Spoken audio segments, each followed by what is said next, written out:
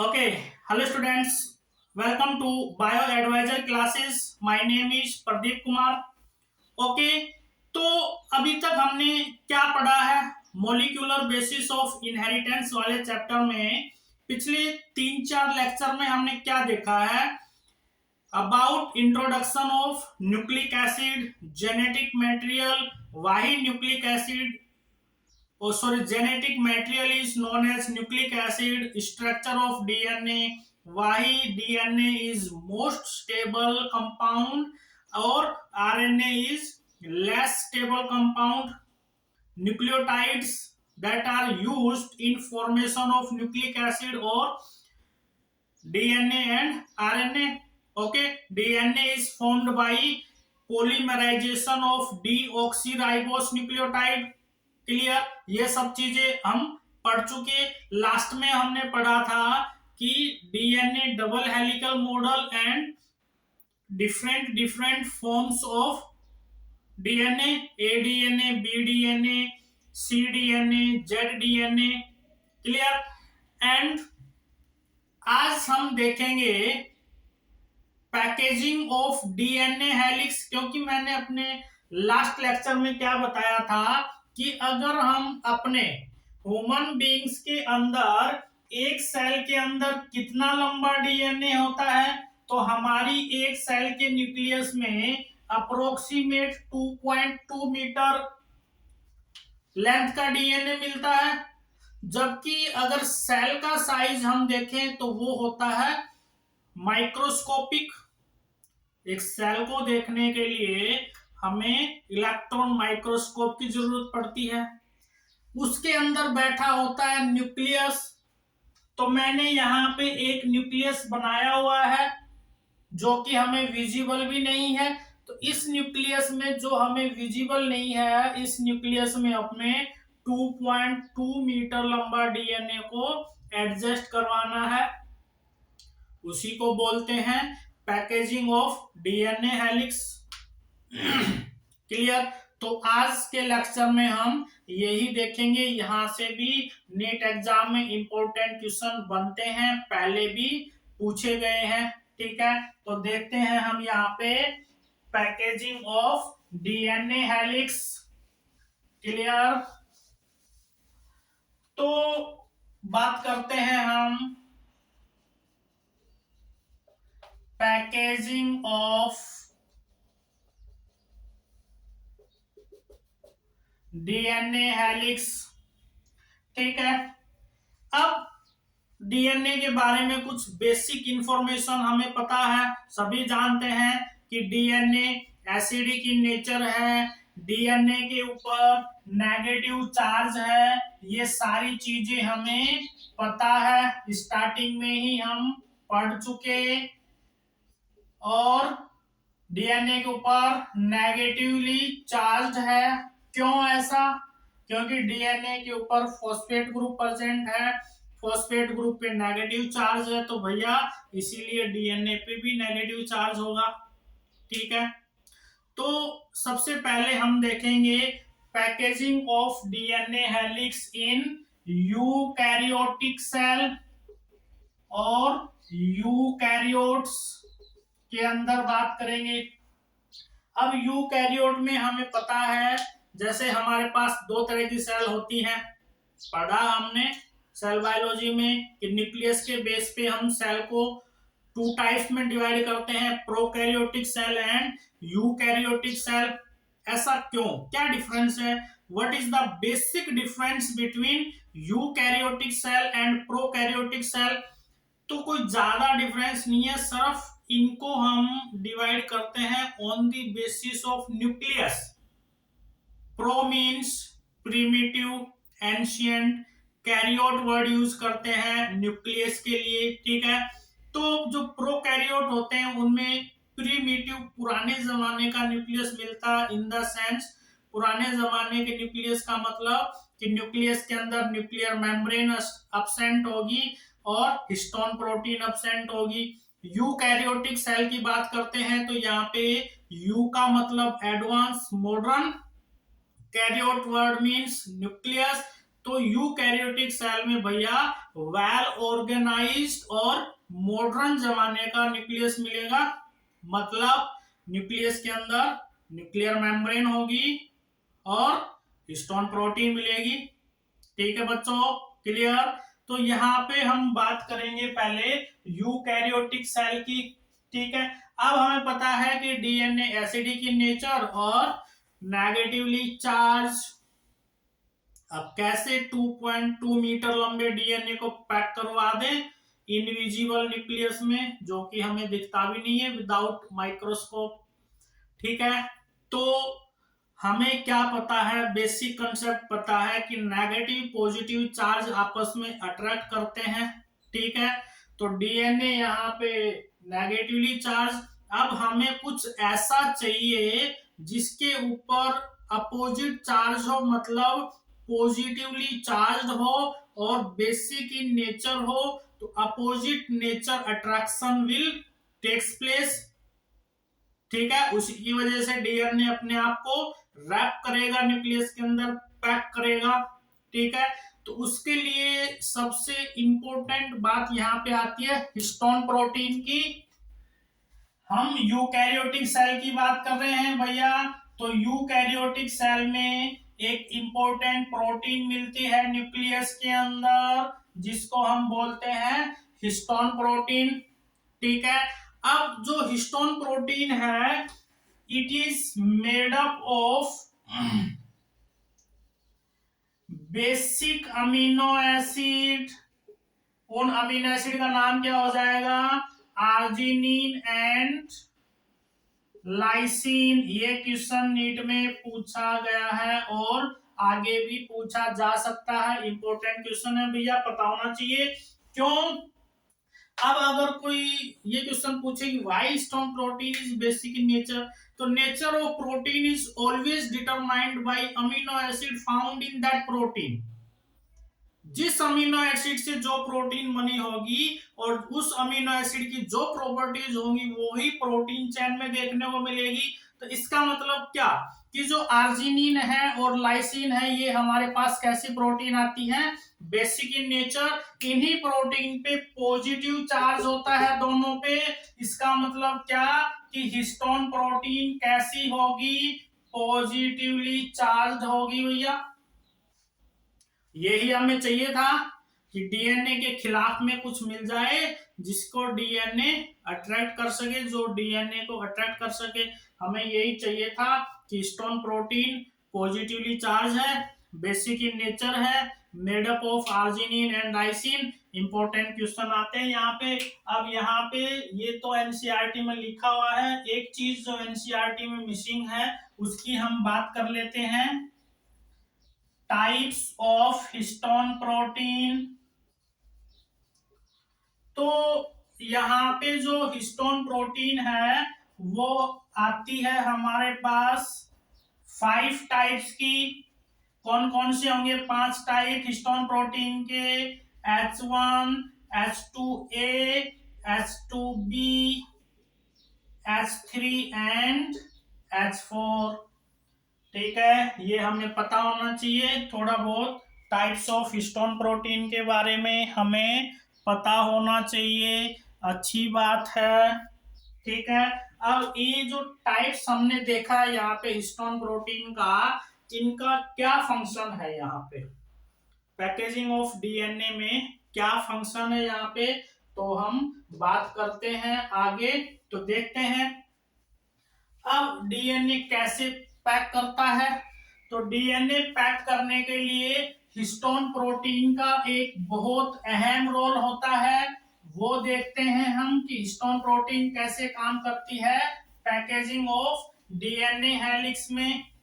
ठीक है, तो सबसे पहले क्या होता है कि हिस्टोन प्रोटीन के 8 मॉलिक्यूल आपस में अरेंज करते हैं और एक स्ट्रक्चर बनाते हैं जिसको बोलते हैं हम ऑक्टामर या हिस्टोन ऑक्टामर।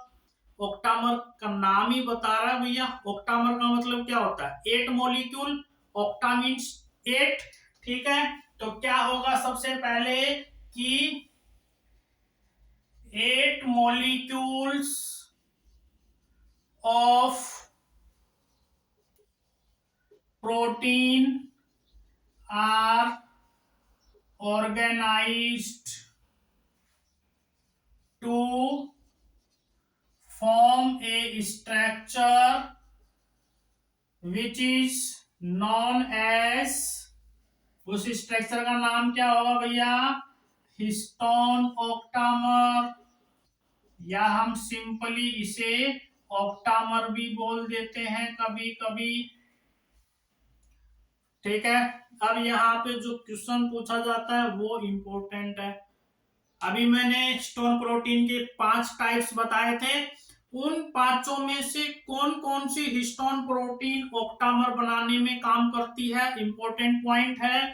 तो हमें टोटल 8 मॉलिक्यूल लेके चलना है, तो यहाँ पे 2 मॉलिक्यूल आ जाएंगे H2A के, 2 मॉलिक्यूल आएंगे H2B के, 2 मॉलिक्यूल आएंगे H3 के, और लास्ट में 2 मॉलिक्यूल आ जाएंगे H4 टाइप हिस्टोन प्रोटीन के।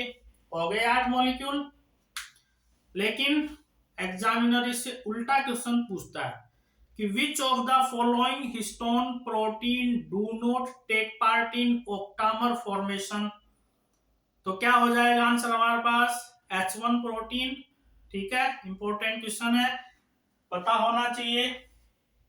अब हमें पता है कि यहाँ पे ये जो ऑक्टामर बना है, जैसे सपोज करो ये मैंने बनाया है यहाँ पे एक ऑक्टामर, ये ऑक्टामर किसका बना है? हिस्टोन प्रोटीन का। इसका मतलब हिस्टोन प्रोटीन पे पॉजिटिव चार्ज, तो भैया ऑक्टामर पे भी पॉजिटिव चार्ज होगा। Histone protein basic in nature, तो ऑक्टामर भी बेसिक इन नेचर हो जाएगा। क्लियर?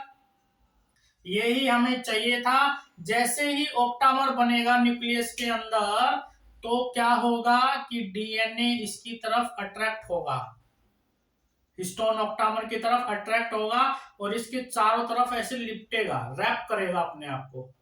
ठीक है, वो देखते हैं कैसे रैप करेगा। तो क्या होता है कि यहाँ पे ऑक्टामर बन गया, 8 मॉलिक्यूल हिस्टोन प्रोटीन के यूटिलाइज करते हैं। H1 प्रोटीन का हिस्टोन ऑक्टामर बनाने में कोई रोल नहीं होता है। ये सारी बातें हमें पता होना चाहिए।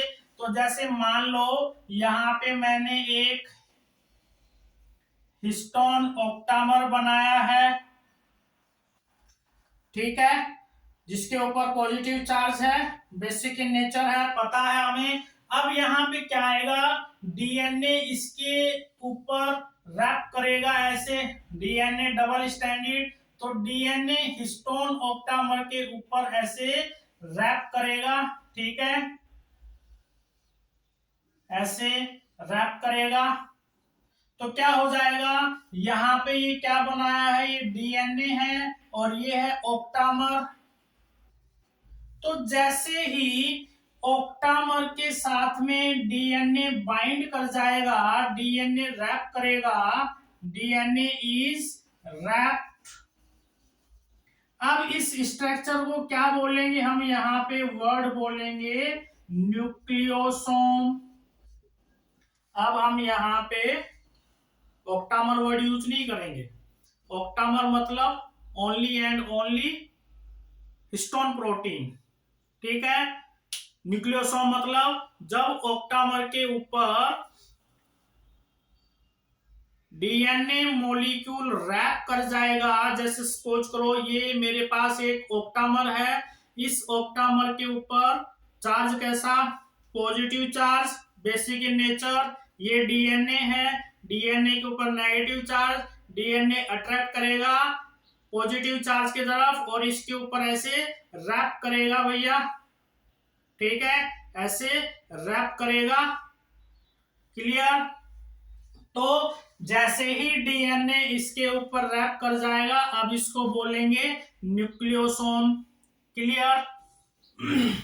अब यहाँ पे नेक्स्ट क्वेश्चन क्या आता है, जैसे अपने को पता है कि अपना जो डीएनए है उसके अंदर कितने बेस पेयर मिलते हैं, 6.6 इंटू 10⁹ बेस पेयर।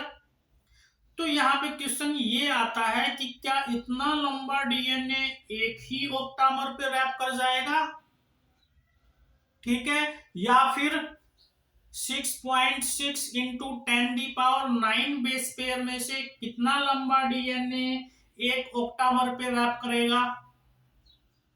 तो दो बातें यहाँ पे इंपॉर्टेंट है। क्या इंपॉर्टेंट है कि भैया इन वन न्यूक्लियोसोम जो हमारे पास एक न्यूक्लियोसोम बनेगा उसमें 200 base pair long DNA will wrap. तो एक न्यूक्लियोसोम में 200 बेस पेयर लॉन्ग डीएनए इसके चारों तरफ लिपटेगा, मतलब कि 6.6 इंटू 10⁹ बेस पेयर में से only 200 base pair long DNA एक न्यूक्लियोसोम में मिलेगा, ठीक है। इसका मतलब क्या कि 6.6 इंटू 10⁹ बेस पेयर डीएनए को एडजस्ट करने के लिए, पैकेजिंग करवाने के लिए कितने न्यूक्लियोसोम लगेंगे, ये वैल्यू हम इजीली कैलकुलेट कर सकते हैं। ऐसे क्वेश्चन एग्जाम में भी पूछे जा सकते हैं कि कोई भी वैल्यू दे देगा। फॉर एग्जाम्पल सपोज करते हैं इकोलाई बैक्टीरिया की, तो इकोलाई बैक्टीरिया का जो डीएनए होता है वो हमारे पास आता है 4.6 इंटू 10⁶ बेस पेयर का। तो how many nucleosomes are required to pack this DNA, ऐसे क्वेश्चन भी आ सकते हैं, देखेंगे हम लास्ट में। पहले यहीं पे आते हैं, इसको कंप्लीट करते हैं। तो एक तो मैंने ये बताया कि भैया एक न्यूक्लियोसोम में सिर्फ 200 बेस पेयर का डीएनए ही रैप करेगा। अब यहाँ पे कुछ बुक में अलग वैल्यू लिखी हुई है कि एक ऑक्टामर पे 147 न्यूक्लियोटाइड्स रैप करते हैं, ठीक है। लेकिन अभी हमें एनसीईआरटी को मान के चलना है जो कि हमारे लिए भगवान है, ठीक है। तो हमें अभी एक्स्ट्रा जो इंफॉर्मेशन है उस पे ध्यान नहीं देना है। तो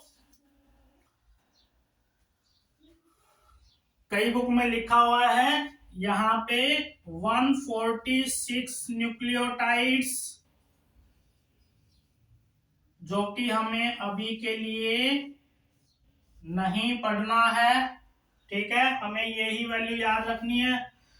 तो दूसरी बात पे आते हैं हम कि एक ऑक्टामर पे जब 200 base pair long DNA wrap करेगा तो कितने टर्न पूरे करेगा, ये कितने टर्न लगेंगे इसको 200 बेस पेयर को रैप करने के लिए ऑक्टामर पे। तो याद रखना भैया यहाँ पे 1.75 turn completes in one nucleosome. Important question आता है भैया यहाँ पे, ठीक है। मतलब क्या, इसका मतलब क्या हुआ यहाँ पे कि एक टर्न पूरा करेगा, दूसरा टर्न पूरा होने से पहले ही डीएनए उसको छोड़ देगा।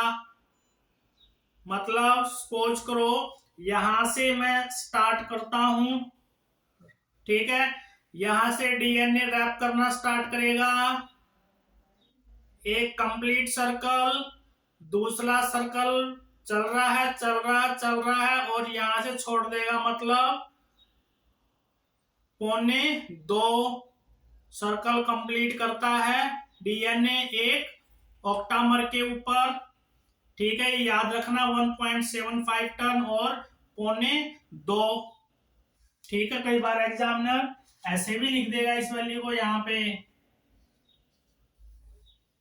एक ही बात है, वो कंफ्यूज नहीं करना है, ठीक है, क्लियर। तो ये हमें पता चला यहाँ पे कि अब अपने को बहुत सारे न्यूक्लियोसोम चाहिए डीएनए को रैप करने के लिए। तो यहाँ पे ये एक न्यूक्लियोसोम बना अपने पास जिसमें 200 base pair long DNA wrap किया, 1.75 टर्न कंप्लीट किए। उसके बाद इस न्यूक्लियोसोम को डीएनए छोड़ देगा। ठीक है, तो यहाँ पे उसको दूसरा ऑक्टामर मिलेगा। ऐसे बहुत सारे ऑक्टामर्स होते हैं। तो जो ये डीएनए यहां से चल के आ रहा है ऊपर से, ये डीएनए यहाँ पे दोबारा रैप करेगा, फिर 1.75 टर्न कंप्लीट करेगा और 200 base pair long DNA wrap करेगा। ठीक है, तो एक न्यूक्लियोसोम ये बना हमारे पास, दूसरा न्यूक्लियोसोम ये बना हमारे पास। इन दोनों को जोड़ने के लिए हमारे पास ये जो डीएनए है, दो न्यूक्लियोसोम को जोड़ने के लिए हमारे पास ये जो डीएनए आया है, इसको हम बोलेंगे linker DNA. Very important question.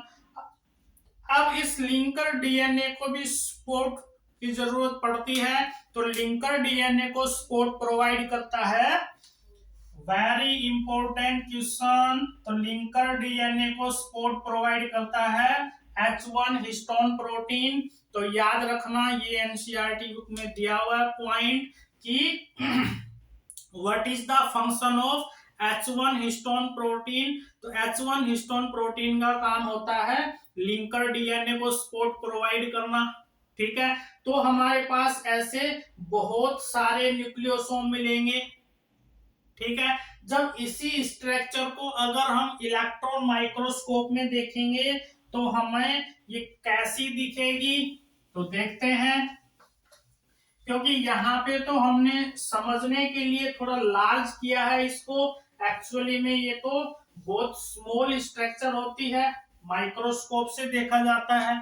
तो अगर इसी स्ट्रक्चर को हम इलेक्ट्रॉन माइक्रोस्कोप में देखेंगे तो हमें क्या दिखेगा, ऐसा कुछ दिखेगा कि कैसे दिखेगा, ये हमारे पास क्या आ गया, एक न्यूक्लियोसोम लिंकर डीएनए, दूसरा न्यूक्लियोसोम लिंकर डीएनए, तीसरा न्यूक्लियोसोम फिर लिंकर डीएनए, चौथा न्यूक्लियोसोम फिर लिंकर डीएनए।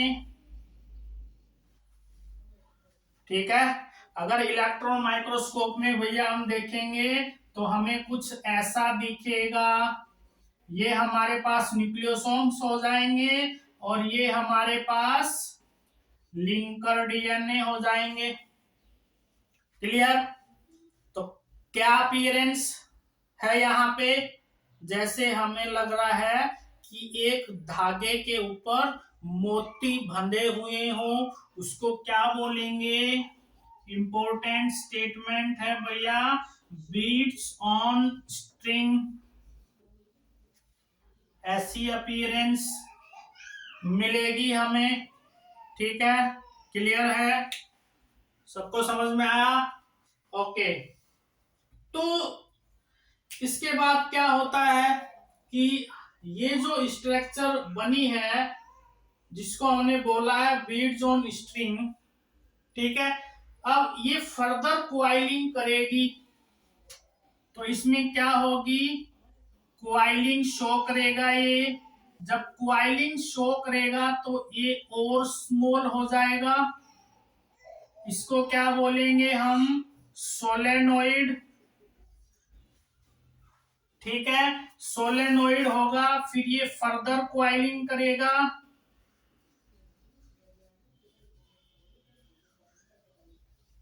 फर्दर क्वाइलिंग करेगा ये, तो कुछ ऐसी स्ट्रक्चर मिलेगी हमें, उसको हम बोलेंगे सुपर सोलेनोइड।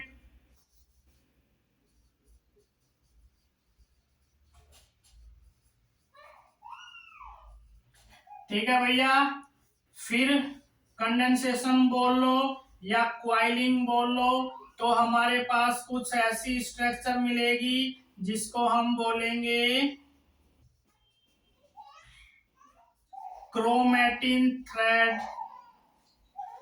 ओके, इसको हम क्रोमेटिन रेटिकुलम भी बोल सकते हैं, क्योंकि हमारे सेल के न्यूक्लियस में जो जेनेटिक मटेरियल प्रेजेंट होता है वो in the form of chromatin reticulum की प्रेजेंस में।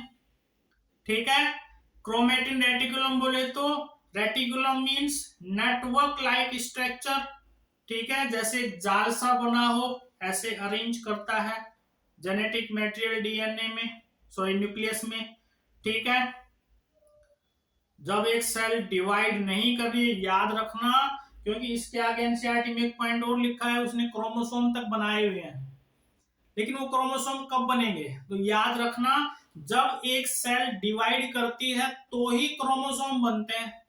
Only during cell division chromosome are formed inside nucleus, otherwise genetic material found in the form of chromatin reticulum during normal condition when a cell is not dividing, जब एक cell divide नहीं कर रही है तो जो DNA है genetic material वो क्रोमेटिन रेटिकुलम की फॉर्म में प्रेजेंट होता है, और जब एक सेल डिवाइड कर दी है तो वो जो क्रोमेटिन रेटिकुलम है उसके अंदर जो क्रोमेटिन थ्रेड है, जैसे कि ये यहाँ पे मैंने बोला है क्रोमेटिन थ्रेड, ये क्रोमेटिन थ्रेड यहाँ पे कंडेंसेशन शो करेंगे। कंडेंसेशन का मतलब क्या होता है, मोर क्वाइलिंग शो करेंगे, और ये कंडेंस करेंगे, अपने आप को थिक करेंगे और क्रोमोसोम में कन्वर्ट करेंगे ड्यूरिंग सेल डिवीजन, ठीक है।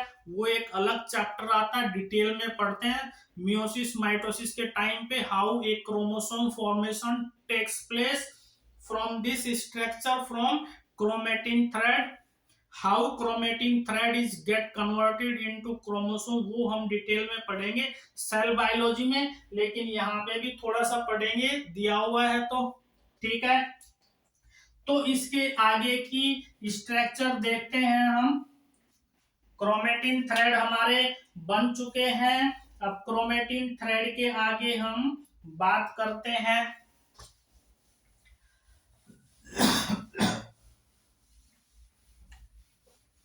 तो डीएनए को पैक करने के लिए सबसे इंपॉर्टेंट चीज जो चाहिए हमें, वो चाहिए हिस्टोन प्रोटीन।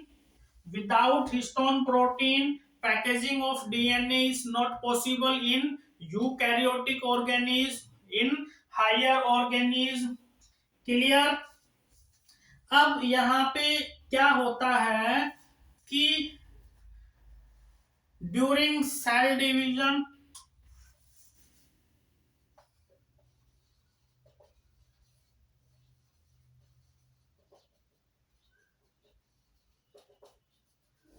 जो क्रोमेटिन थ्रेड है,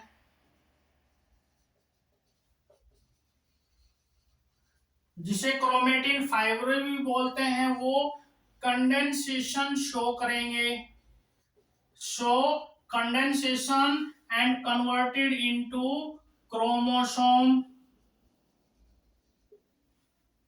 ठीक है। और इस टाइम पे हमें जरूरत पड़ती है कुछ non histone complex protein NHC, यहाँ पे हमें कुछ एक्स्ट्रा प्रोटीन की भी जरूरत पड़ती है भैया, नॉन हिस्टोन कॉम्प्लेक्स प्रोटीन। अब यहाँ पे इंपॉर्टेंट बात ये आती है कि ये जो नॉन हिस्टोन प्रोटीन है इनके ऊपर कैसा चार्ज मिलेगा, क्या इनकी नेचर होगी, एसिडिक होगी या बेसिक होगी, पता होना चाहिए हमें। दिमाग लगाओ अपना, दिमाग लगाओगे तो कंसेप्ट क्लियर होंगे। तो क्या होगा भैया, बोला है non histone protein, non histone protein का मतलब अपोजिट टू हिस्टोन प्रोटीन। अगर हिस्टोन प्रोटीन पे पॉजिटिव चार्ज था तो इनके ऊपर नेगेटिव चार्ज होगा, हिस्टोन प्रोटीन बेसिक थी तो ये एसिडिक की नेचर होगी, ठीक है। तो इन प्रोटीन का जो ज्यादा रोल होता है वो होता है क्रोमोसोम फॉर्मेशन के टाइम पे, ठीक है, ओके। और इन प्रोटीन का एक फंक्शन और भी होता है आफ्टर सेल डिवीजन, ये जो होती है नॉन हिस्टोन प्रोटीन, ये ड्यूरिंग डीकंडेंसेशन में हेल्प करती है। डीकंडेंसेशन का मतलब क्या होता है, जब क्रोमोसोम कन्वर्ट होता है दोबारा से क्रोमेटिन थ्रेड में, क्रोमेटिन रेटिकुलम में। तो ये जो NHC है, नॉन हिस्टोन कॉम्प्लेक्स प्रोटीन, ये डीकंडेंसेशन में भी हेल्प करती है। ठीक है, समझ में आया ना। अब यहाँ पे एक और इम्पोर्टेंट क्वेश्चन आता है, ठीक है, उसको हम बात करते हैं एक टेक्निक के थ्रू। पहले हम यहाँ पे बात करते हैं, एक टेक्निक का नाम आता है हेट्रोपिक्नोसिस।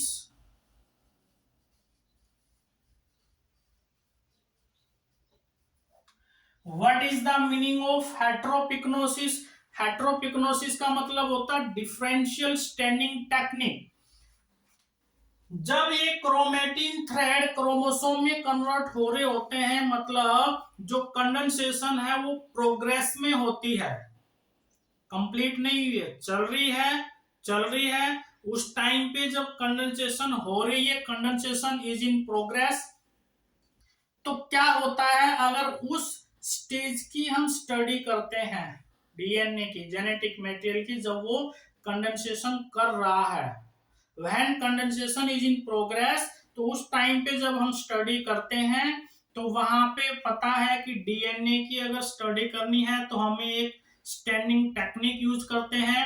उसके लिए हम डिफरेंट डिफरेंट स्ट्रैंड्स यूज करते हैं, डाई यूज करते हैं, एसिटोकार्माइन, बेसिक फ्यूजिन डाई, ऐसी कुछ डाई यूज करते हैं।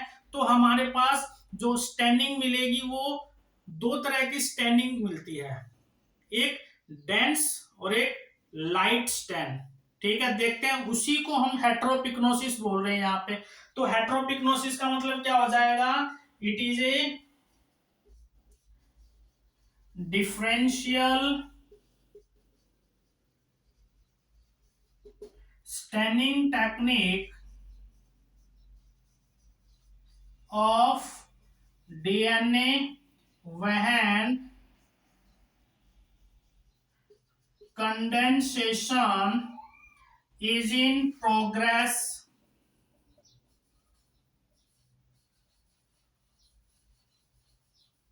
during prophase stage. अभी यहाँ पे बच्चे कंफ्यूज कर देते हैं, भैया एनसीईआरटी में यहाँ एक वर्ड लिखा है मेटाफेज, उसी में बच्चे कंफ्यूजन में रहते हैं। याद रखना, प्रोफेज में कंडेंसेशन प्रोग्रेस में रहती है और ये मेटाफेज में कंप्लीट हो जाती है। ठीक है, प्रोफेज में कंडेंसेशन प्रोग्रेस में रहती है, मेटाफेज में ये कंप्लीट हो जाती है और क्रोमोसोम बन जाते हैं। ठीक है, तो कंफ्यूज नहीं होना।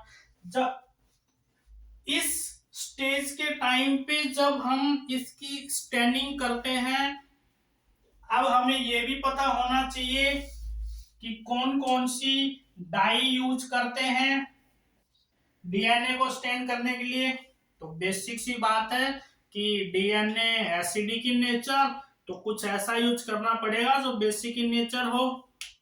तो याद रखना, हमेशा बेसिक डाई यूज करते हैं। एग्जाम्पल आता है हमारे पास मोस्ट कॉमन एसिटोकार्माइन, एंड दूसरी जो डाई यूज करते हैं हम बेसिक फ्यूजिन। ये दो मोस्ट कॉमनली यूज होती हैं। ठीक है, आगे देखते हैं। तो जब इन डाई को यूज करके अगर डीएनए को स्टैंड करते हैं तो ये कलर देती हैं डीएनए को। ठीक है, स्टैंडिंग शो करेगा, वो कलर लेगा। उसके बाद देखते हैं ड्यूरिंग स्टैंडिंग क्या कुछ दिखता है हमें। तो जब हम स्टैंडिंग टेक्निक परफॉर्म करते हैं तो यहाँ पे हमारे पास जो निकल के आता है, दो चीजें यहाँ पे इंपॉर्टेंट निकल के आती हैं। सपोज करो कि ये मेरे पास एक क्रोमेटिन थ्रेड है, it is a chromatin fibre और क्रोमेटिन थ्रेड।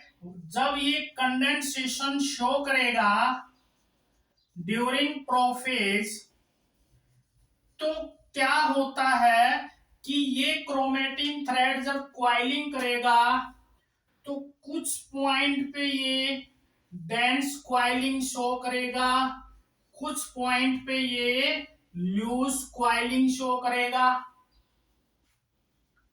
ठीक है, डायग्राम को देख सकते हो, यहाँ पे डेंस क्वाइलिंग है, यहाँ पे लाइट क्वाइलिंग है।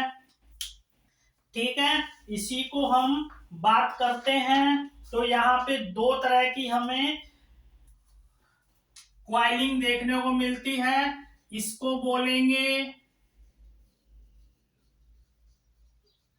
डेंसली पैक्ड और ये हो जाएगा लूजली पैक्ड पार्ट। जब इसकी हम स्टैनिंग करेंगे तो हमें दो तरह की चीजें मिलेंगी। जब इसकी स्टैनिंग करेंगे तो जो डेंसली पैक्ड पार्ट है ये क्या शो करेगा, डीप स्टैनिंग, और ये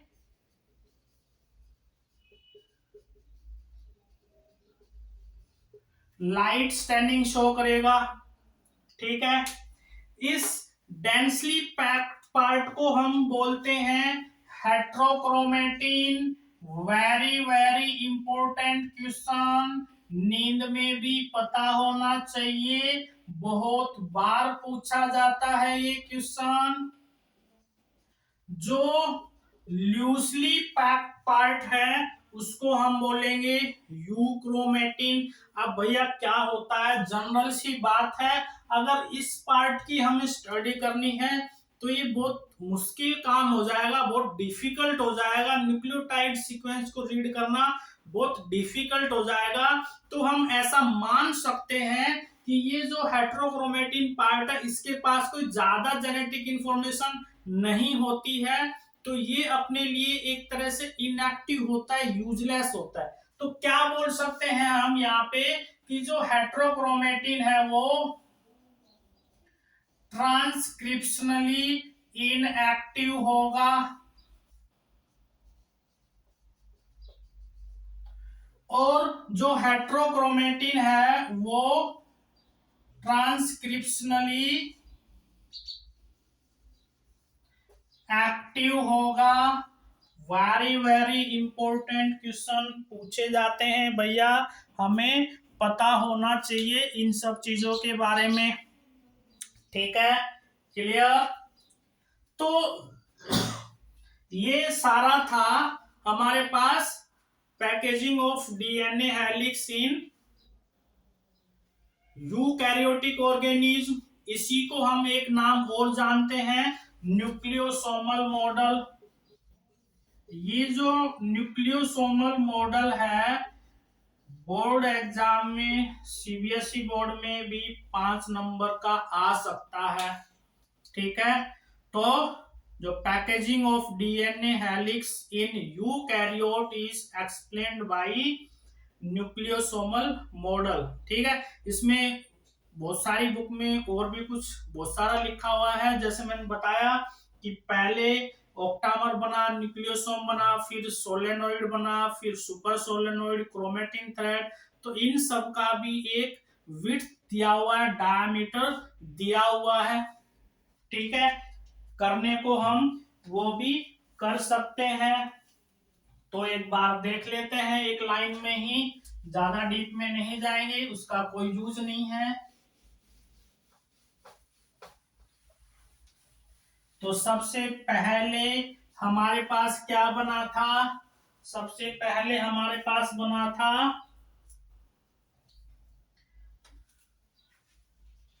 डीएनए से बना भैया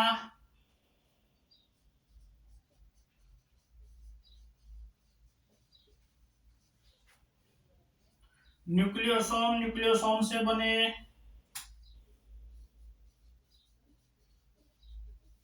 सोलेनोइड,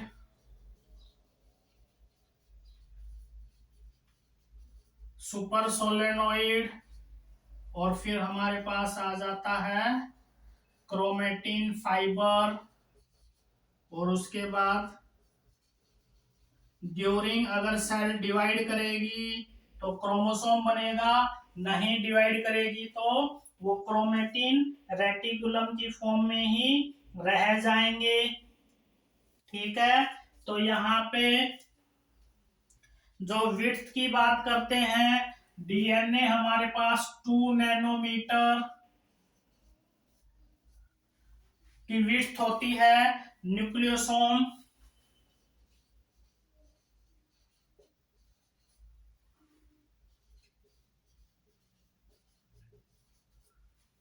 30 नैनोमीटर वाइड होता है और क्रोमेटिन फाइबर हमारे पास 300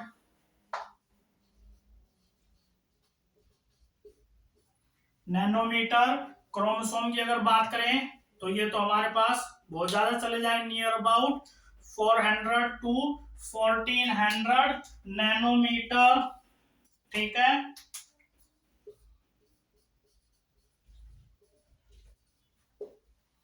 1400 नैनोमीटर तक चला जाएगा। ठीक है, सुपर सोलेनोइड के केस में ये वेरी करता रहता है। फॉर एग्जाम्पल इसकी अगर बात करें तो ये 100 नैनोमीटर तक हो सकता है। ठीक है, इसलिए इसका हम लिखते नहीं है, हालांकि ये इतने इंपॉर्टेंट डाटा है नहीं, फिर भी एक बार आप देख सकते हो, एनसीईआरटी में दिया हुआ नहीं है।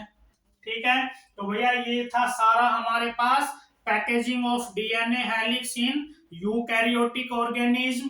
Clear.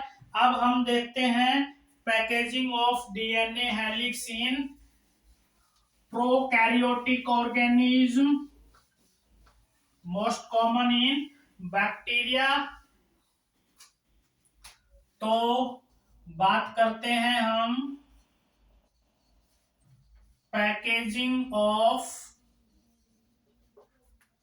DNA helix in prokaryotes. For example हम बात करेंगे बैक्टीरिया को लेके। अब हमें पता है कि प्रोकैरियोटिक सेल के अंदर, न्यूक्लियस के अंदर न्यूक्लियर मेम्ब्रेन अब्सेंट, डीएनए के अंदर हिस्टोन प्रोटीन अब्सेंट। तो गड़बड़ हो गई यहाँ पे, क्योंकि अभी तक सारा खेल तो हमारा इन्हीं दो बातों पे चल रहा था, हिस्टोन प्रोटीन पे ही चल रहा था सारा खेल हमारा। अब ये ही अब्सेंट है, तो कैसे बैक्टीरिया के अंदर डीएनए अपने आप को पैक करता है? तो एक बात हमें पता है कि बैक्टीरिया के अंदर circular double standard only single molecule of DNA होता है। ठीक है, तो इसका मतलब क्या ये होता है कि जो बैक्टीरिया के अंदर है वो डीएनए पूरी सेल में स्कैटर्ड होता है, बिखरा पड़ा होता है। लेकिन इसका मतलब ये नहीं है कि अगर उसमें हिस्टोन प्रोटीन अब्सेंट है तो जो डीएनए वो उसके पूरे साइटोप्लाज्म में बिखरा पड़ा होता है, घूमता रहता है, ऐसा नहीं है। डीएनए हमेशा एक जगह फिक्स रहता है बैक्टीरिया के अंदर भी। कैसे? तो सपोज ये हमारे पास एक बैक्टीरियल सेल है, ये बैक्टीरिया का साइटोप्लाज्म हो जाएगा। ठीक है, इसके चारों तरफ सेल वॉल भी मिलती है पेप्टाइडोग्लाइकन की, वो हमें पता है। तो ये जो साइटोप्लाज्म है इसमें क्योंकि न्यूक्लियर मेम्ब्रेन एब्सेंट होती है, तो ये तो ऑब्वियस सी बात है कि यहाँ जो डीएनए होगा वो साइटोप्लाज्म में एक्सपोज होगा, क्योंकि न्यूक्लियस तो है नहीं इसके पास, न्यूक्लियर मेम्ब्रेन है नहीं, तो न्यूक्लियस तो हम बोल नहीं सकते। जैसे ही न्यूक्लियर मेम्ब्रेन गायब तो जो जेनेटिक मेटेरियल डीएनए था वो साइटोप्लाज्म में एक्सपोज हो जाएगा, मतलब वो साइटोप्लाज्म में आ जाएगा। तो यहाँ जो डीएनए मिलेगा डबल स्टैंडर्ड सर्कुलर, वो साइटोप्लाज्म में प्रेजेंट होगा, ये हमें पता है। ठीक है, तो क्या होता है कि इसके अंदर बैक्टीरिया में हिस्टोन प्रोटीन अब्सेंट होती है। इसका मतलब ये कि जो साइटोप्लाज्म होता है बैक्टीरिया का, उसके अंदर कुछ और ऐसी प्रोटीन होंगी जिनके ऊपर पॉजिटिव चार्ज होगा और बेसिक इन नेचर होगी। तो हम सपोज करो ऐसा मान लेते हैं कि साइटोप्लाज्म के इस हिस्से में वो सारी प्रोटीन है जिनके ऊपर पॉजिटिव चार्ज है और बेसिक इन नेचर है। लेकिन ये प्रोटीन कैसी है, ये एक तरह से नॉन हिस्टोन है। नॉन हिस्टोन वर्ड यूज नहीं करेंगे, अदरवाइज कंफ्यूज करोगे वहां वाली NH3 से। ठीक है, तो यहाँ पे कुछ ऐसी प्रोटीन है जो ग्रुप ऑफ प्रोटीन है जो पॉजिटिव चार्ज रखती हैं, बेसिक इन नेचर है। तो डीएनए क्या करेगा कि जो डीएनए है वो इनकी तरफ अट्रैक्ट करेगा अपने आप को और इनके चारों तरफ रैप करेगा। अब यहाँ पे जो डीएनए है वो सर्कुलर डीएनए है, डबल स्टैंडर्ड है, तो रैप करेगा। ठीक है, अब यहाँ पे भी भैया ये जो स्ट्रक्चर हमारे पास निकल के आई है, अब इसको हम न्यूक्लियस तो बोलेंगे नहीं।